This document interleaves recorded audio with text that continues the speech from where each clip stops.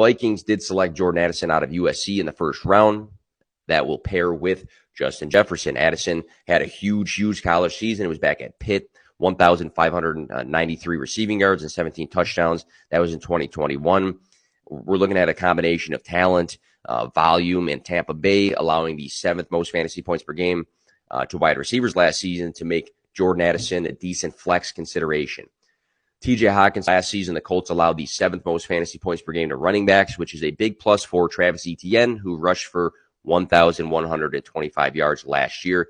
Tank Bigsby, we'll see what his impact is on Travis Etienne's workload. I can see in games the Jaguars go up that they use Tank Bigsby a little bit more, but Travis Etienne, I think, is set up for a good week here. Season, Tua Tagovailoa had a mediocre game as the quarterback, 17 in fantasy scoring against the Chargers in Week 14. He did average top 10 fantasy points per game as a whole last season, as well as ranked first in yards per attempt, third in quarterback rating. So good metrics there.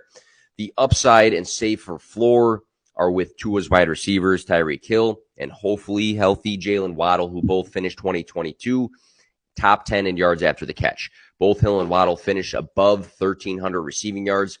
They're one of the league's best wide receiver duo, and we're looking at a game where the script's probably going to be through the air. Dolphins versus Chargers, Tua versus Justin Herbert. Tua's probably going to have to match Justin Herbert. So Tua has been very good about being competent with getting the ball into his playmakers' hands. He had some upside last season in 2 categories, the percentage of games with 3+ passing touchdowns and the percentage of games with 300+ passing yards, and that has a lot to do with Tyreek Hill and Jalen Waddle. Trying to lead my bias out of this one, but Chicago allowed the 2nd most fantasy points per game to running backs last season, and although they added to their defense in the offseason, I do believe Aaron Jones has a good week here.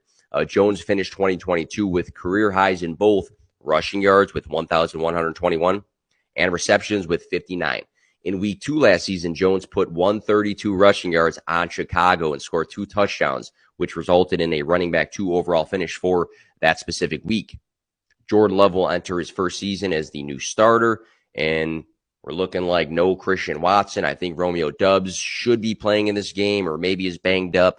This could mean bumps for their 2nd-round selections, Jaden Reed and Luke Musgrave. With the unknowns in who will be, the go-to guy with Christian Watson being out, I think the safest bet here is Aaron Jones. I think the safest bet with